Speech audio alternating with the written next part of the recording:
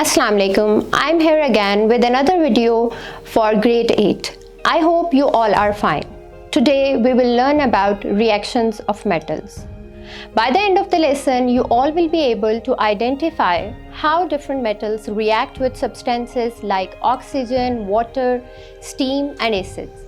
Furthermore, you will be able to understand the formation of metal oxides, metal hydroxide, metal salts and release of hydrogen gas. To start the lesson, I would like all of you to think of a metal and define it.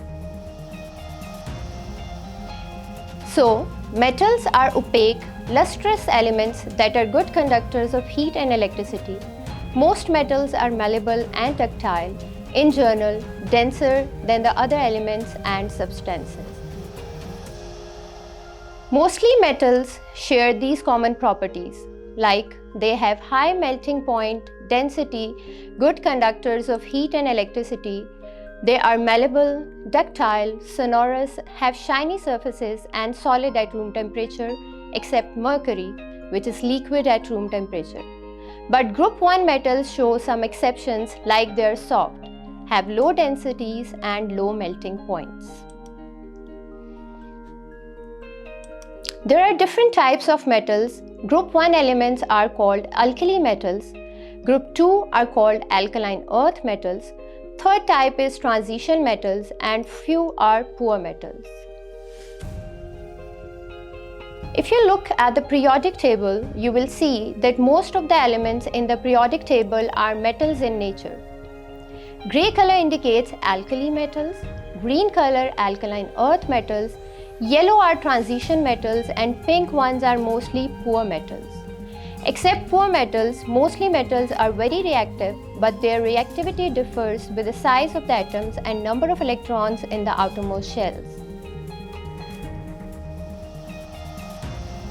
These are few of the most commonly used metals. Amongst these, silver and gold are the least or non-reactive metals.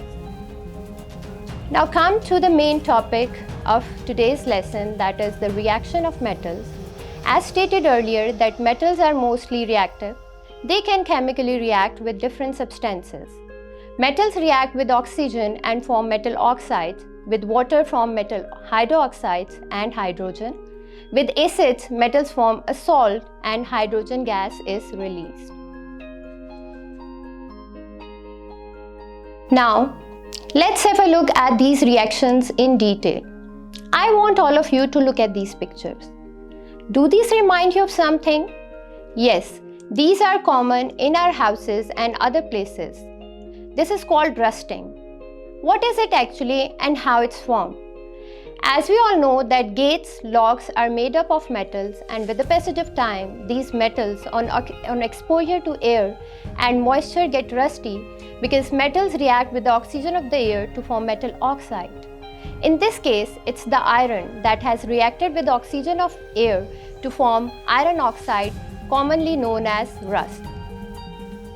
This is an oxidation reaction. This reaction is very similar to the process happening in apple, which turns brownish when left in open air.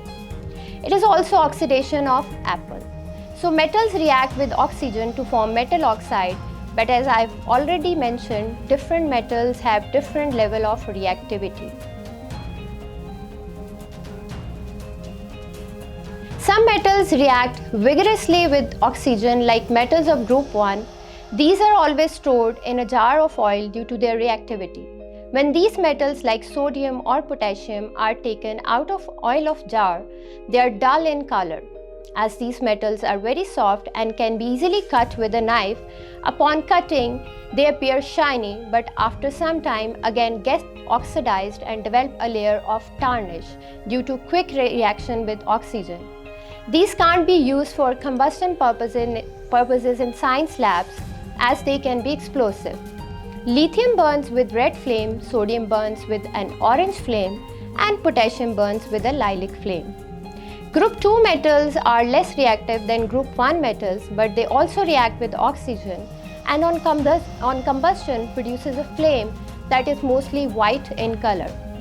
Reactivity of both these groups increases down the group with the increase in size of atom. These pictures will further clarify your concept. In this picture, group 1 metal is shown, and in this picture, magnesium is shown, which produced a white flame on combustion. To perform these experiments, safety measures must be met. Second type of reaction of metals is with water. When metal is put into water, reaction starts depending on the reactivity level of the metal. You can observe change of color and fizzing or bubbles of gas appearing. Fizzing or appearance of bubbles is the indication that hydrogen gas is being released along with the formation of metal hydroxide. Some metals like lithium, sodium and potassium can react with cold water instantly, but few metals like calcium and magnesium show a slow reaction with cold water, but with hot water, the rate of reaction increases. In case of sodium, potassium and lithium, you can see a flame appearing along with the formation of hydrogen gas. In case of calcium and magnesium, the metals start floating on the surface of water as soon as the hydrogen gas starts releasing. The word equation for this type of reaction is metal plus water gives you metal hydroxide plus hydrogen. For example, magnesium plus water will make magnesium hydroxide and hydrogen gas. The formation of metal hydroxide can be tested by red litmus paper, which will turn blue, indicating that it's alkaline in nature. Hydrogen gas can be tested with lighted splint, which will produce a pop sound. In this diagram, you can see different metals in cold water. Aluminium, copper, iron, lead showed no reaction in cold water, whereas sodium and potassium showed instant reaction and magnesium showed a slow reaction in cold water, but in hot water it can react quickly. This setup can be used to observe the reaction of metals with water and testing of hydrogen gas. Metals that do not react with water show a reaction with steam, like zinc. In this case, zinc oxide along with hydrogen is formed. This setup is used to conduct such kind of experiments. The last type of reaction is with acids. Metals react with acids to form a metal salt and hydrogen gas. The metals that are below in reactivity level than hydrogen cannot react with dilute acids. They only react with concentrated acids like copper. The type of the salt formed depends on the type of acid used. The most commonly used acids are sulfuric acid, hydrochloric acid, and nitric acid. In case of hydrochloric acid, a chloride salt is formed. Rest of the salts form a salt ending with the word ate, like sulfate or nitrate. Like sodium plus hydrochloric acid will form sodium chloride and hydrogen, whereas sodium and sulfuric acid will form sodium sulfate and hydrogen. This setup is used for such experiments. Different metals react with different acids according to their reactivity level. Group 1 metals show vigorous reaction as compared to group 2 metals. To summarize today's lesson, I would like all of you to look at this table that indicates the reaction rates of different metals with different substances and the formation of products as well.